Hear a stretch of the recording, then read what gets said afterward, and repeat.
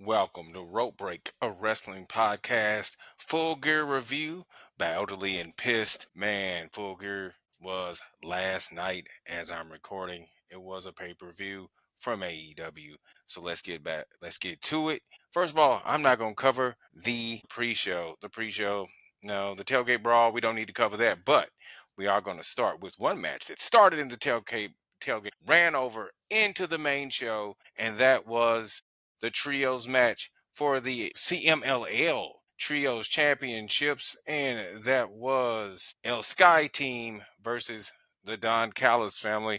El Sky Team won just due to the simple fact that Takeshna and Okada not getting along, to me, is one of the greatest things going on in AEW. I'm so interested, so invested. I love the work that Takeshna has been putting in, and I definitely feel like Okada, he only works for people that I think he likes, Japanese people. I think the most of his matches are kind of like mid. He doesn't work as well as he did, or as intense as he did when he was definitely a in New Japan Pro Wrestling star when he was in NJPW. It seems like his work rate was completely different than what it is in AEW.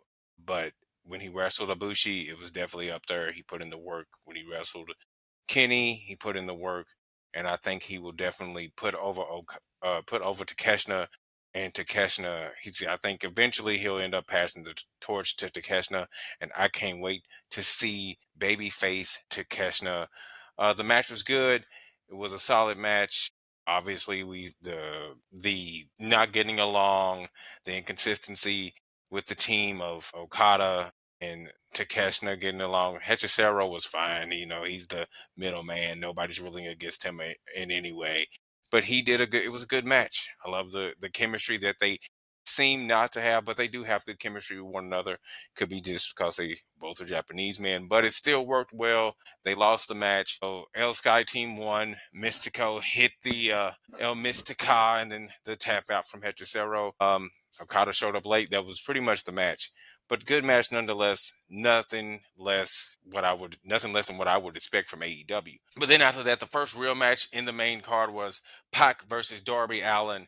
Solid match. I love Pac. Pac is one of my favorite guys to be in the show. Pac is he's a generational talent. He has the look of the man looks like an angry buff troll, but you can't take that away from him. Like this will lead in next into the I'll come back to Pac later, but Pac is to me a top guy. He has changed up his style a little bit from when he came back from his injury. The tights, obviously the long tights. He cut his hair off, and he's using a lariat as a finisher. The match was good. The match was solid. Darby had to take a crazy bump with the press onto the floor, but that's not even crazy compared to what Darby normally does. So I wasn't even phased by that. He lost due to bat shot when Wheeler Yuta came in, when obviously Pac couldn't beat him when he was in the Scorpion Deathlock, came in, distraction, bam, match over after the hit with the bat. But solid match. I would definitely give it's a solid 3-star match. It wasn't like the greatest match in the world, but it was definitely a good match. It served the story. Pac is dominating, and he's doing his thing with his new style that he has been implementing. So I'm not mad at that at all. But I also feel like Darby needs some wins. He hasn't really been he's been taking just taking bumps. He got the biggest win of his life with Moxley, and then after that, it's just kind of like it fell off. Even though they won Blood and Guts, he wasn't the winning factor in Blood and Guts. It was Kyle O'Reilly. Kyle O'Reilly was the winning factor. All right, then we get Brodino versus FTR, a tag team championship match. FTR with Stokely. Man, the entrance of FTR with Stokely, I was digging that. That was cool. Just to put that out there. I love Big Stoke and what he brings to FTR, just because you don't want to hate the guys, but you kind of dislike Stoke. I feel like Stoke has that Bobby Heenan like you didn't want to boo Andre the Giant, but he's with Heenan and you want to boo Heenan, so that's the way that went around. So, but the match was solid. They won. The FTR beat Bandino. Buddy Matthews, please come back so we can get the tag team back.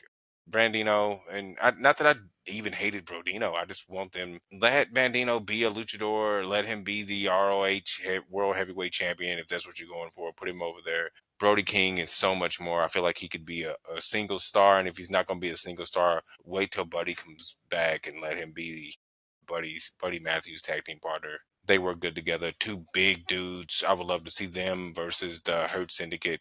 That would be something to see. But FTR World Tag Team Champions, can't wait to see when we have Christian Cage come back with Adam Copeland, them, the Bucks. They can all get into it. I think that would be the thing, and hopefully that'll also be the end of Adam Copeland and Christian's careers. Because come on, guys, I've said it before. Anybody that has wrestled John Cena when he was in his 20s needs to retire. It. But good match nonetheless. New tag team champions FTR with Stokely Hathaway. So that was a good one. We also had, I think I was skipping around there, but anyway, it doesn't matter. I did skip around. Anyway, we also had the Timeless Love Bombs in a fatal 4-way match to see who got to pick the stipulation in the next quarterfinal match in the women's tag team championships. The Timeless Love Bombs did defeat the Babes of Agony and, of course, Marina Shafir and Megan Bain. So it was a good match, and Sky Blue and Julia Hart as well.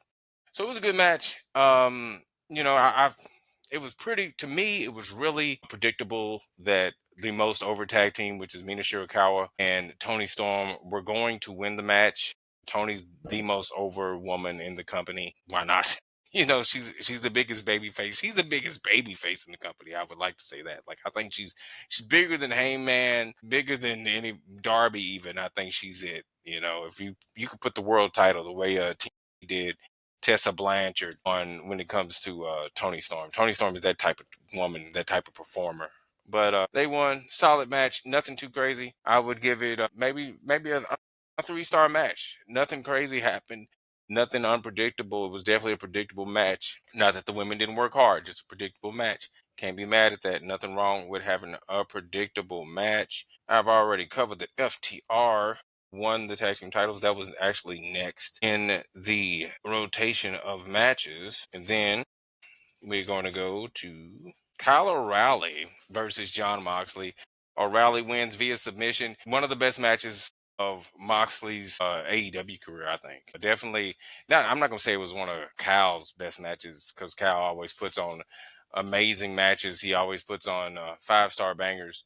That's what Kyle does. But I figured this was going to happen, and I think it's cool that they're putting Kyle O'Reilly over. Unfortunate situations with Adam Cole, but I feel like this would have been Adam Cole's spot in the long run. It would have been Adam Cole defeating Moxley like this. But it's Kyle, and Kyle deserves it just as much as anybody else. It isn't like he's a bad performer. He's a great performer.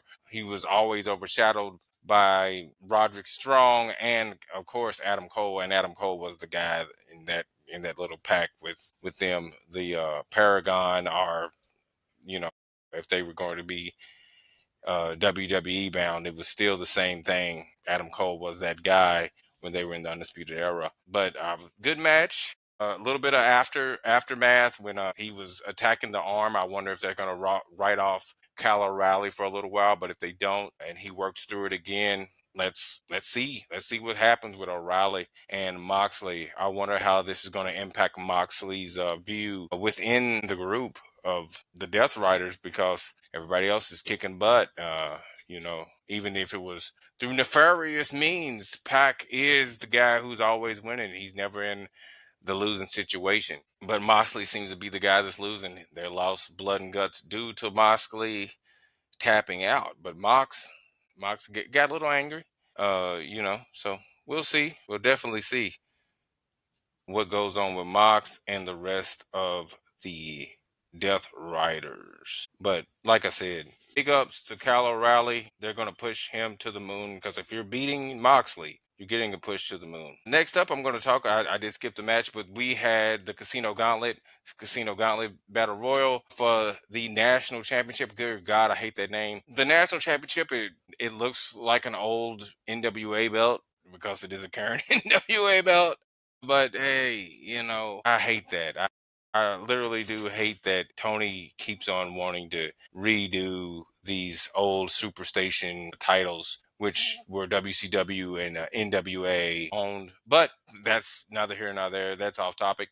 But what is on topic is the fact that we have a new champion. It was a casino gauntlet match. It is what it is. But it started out with the Hurt Syndicate wrestling each other, and they just kind of did their little thing. They weren't trying to hurt each other. Then Ricochet came in, and that's when people started trying to hurt people because they hurt people. But Ricochet is our national champion. It was a good match, good spots. He pinned Kevin Knight, I think. I think he pinned Kevin Knight. Kevin Knight hit the UFO splash, and he came in, Spirit Gun, got him. Ricochet deserves a belt. I feel there's too many belts, but Ricochet deserves a belt. I would have loved to see Ricochet with the TNT title since it does have a lineage to it. But being an inaugural champion, that puts you on the market, puts you on the history books, if you will, because he is the first one. Um, I'm glad Ricochet has a title because Ricochet has been doing some of his best character work. I'm not even going to talk about the in ring because he's always a phenomenal in ring performer, but he's putting some of his best character work out here. He's funny, he's entertaining, he's a must see superstar. Definitely one of the top guys I tune in for in AEW, with the absence of MJF and Swerve and everyone else that has been these past few months, and Osprey as well, these past few months in AEW.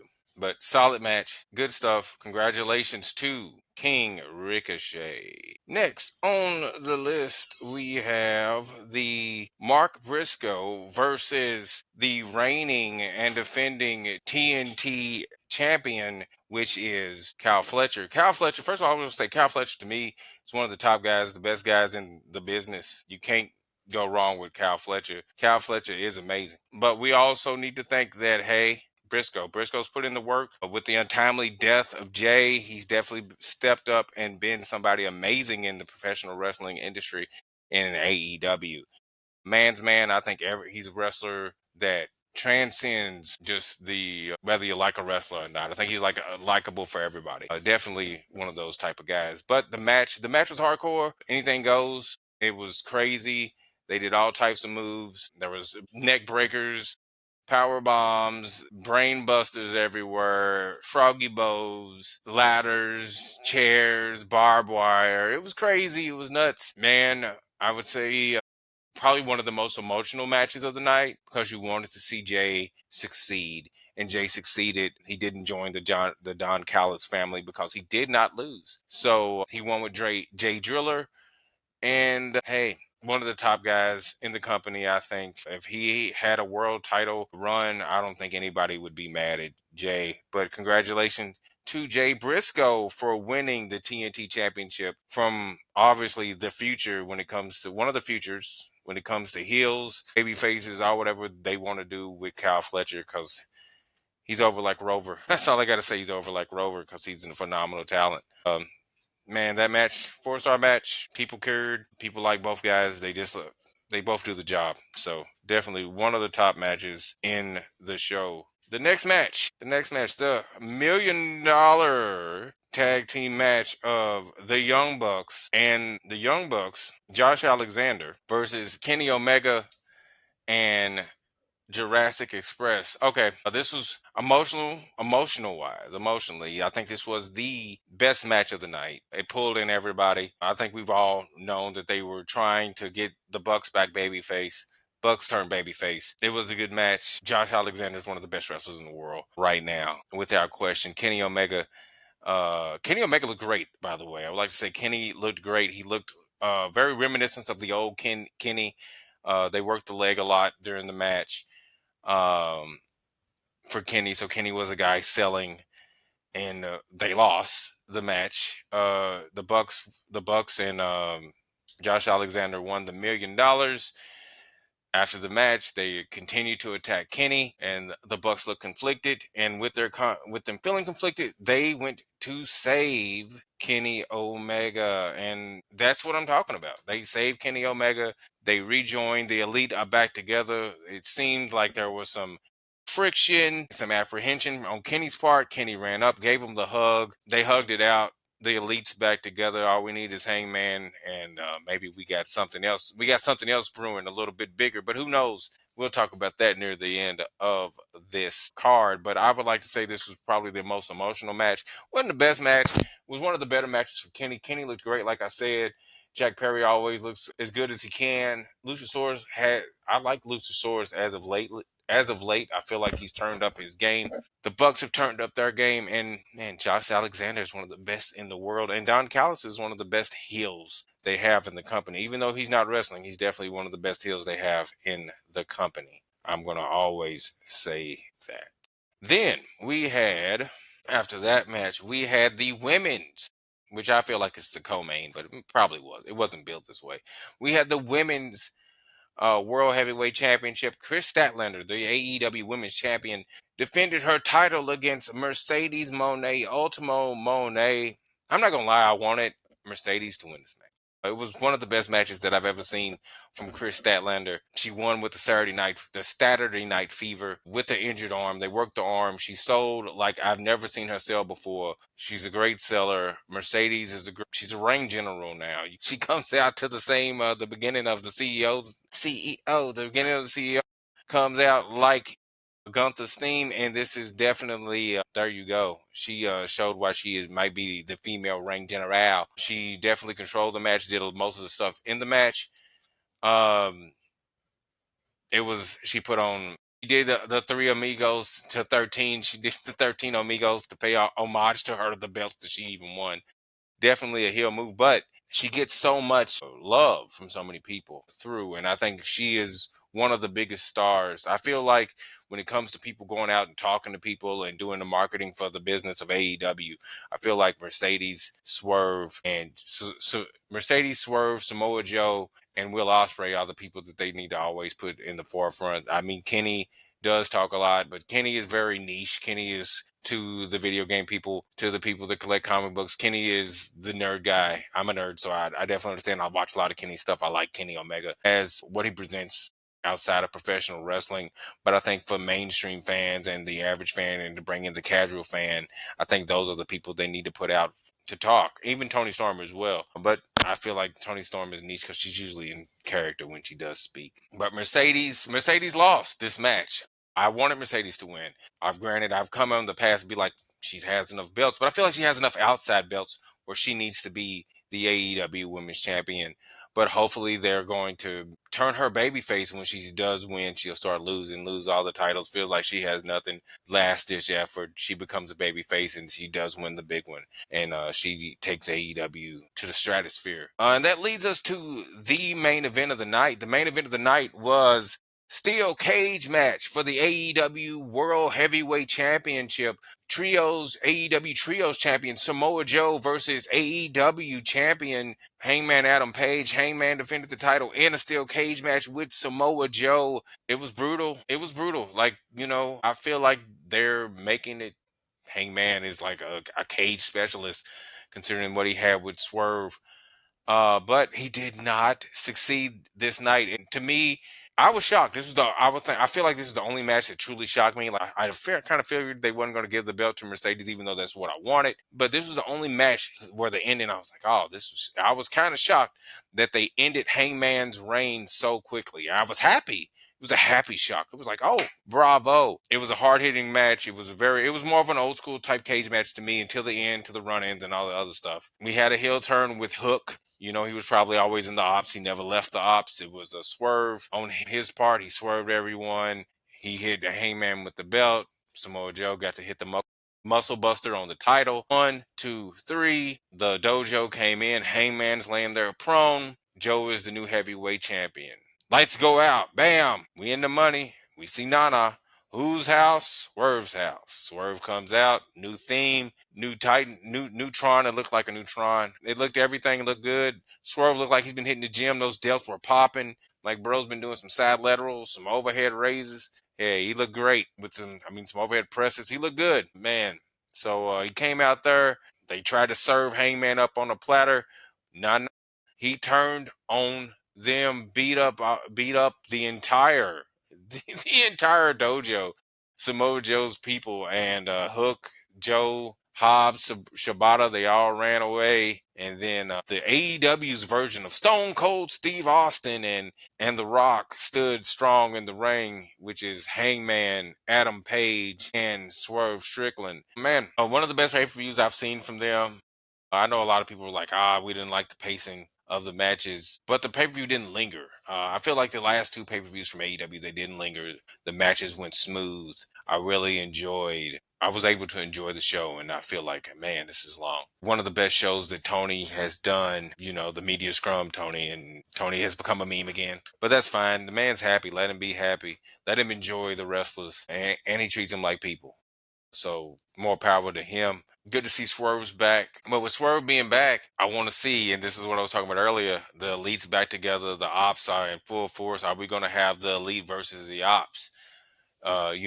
Is that the way they're leaning with Joe, Shibata, Hook, and Will Hobbs versus the Elite, the full Elite, Hangman, Adam Page, and I don't know. I'm pretty sure the next feud with Samoa Joe is going to be against Swerve Strickland, which it should be because Swerve defeated Samoa Joe for Swerve's title run and Joe's last title run. Is Joe going to get his revenge? Probably so, because Swerve's going to be by himself. It's probably going to lead for the Elite versus the Ops, and it's going to be amazing. The full power of the Elite versus the full power of the Ops. I think this is the way it should go. I also feel like, hey, maybe we're going to be leading to the end of the Death Riders. Is Mox going to be kicked out of the Death Riders? Mox been on a losing streak. He tapped out at Blood and Guts, then he tapped out at Full Gear, and it's all to Kyle O'Reilly. Is Kyle O'Reilly going to be the new leader of the Death Riders, or is Pac going to kick him out? I would like to see Pac do the kicking out and let Pac be the leader. Claudio be the heater. Claudio is the Arn Anderson of the group, the heater, the hitman, the enforcer. But all around, man, that pay per view to me, I give it a 4 out of 5. Solid pay per view. Honestly, I think it's going to be better than what the Survivor Series is going to be. But who knows what it's going to be? Who knows how it's going to happen? But AEW Full Gear, you get a thumbs up from me. Thanks all the wrestlers. Thank you, Tony Khan, and thank everybody else. But that's all I got to say. I'm Alex, the elderly and pissed one. Man, remember, you don't have to tap out. You can always make it to the ropes for a rope break. Peace.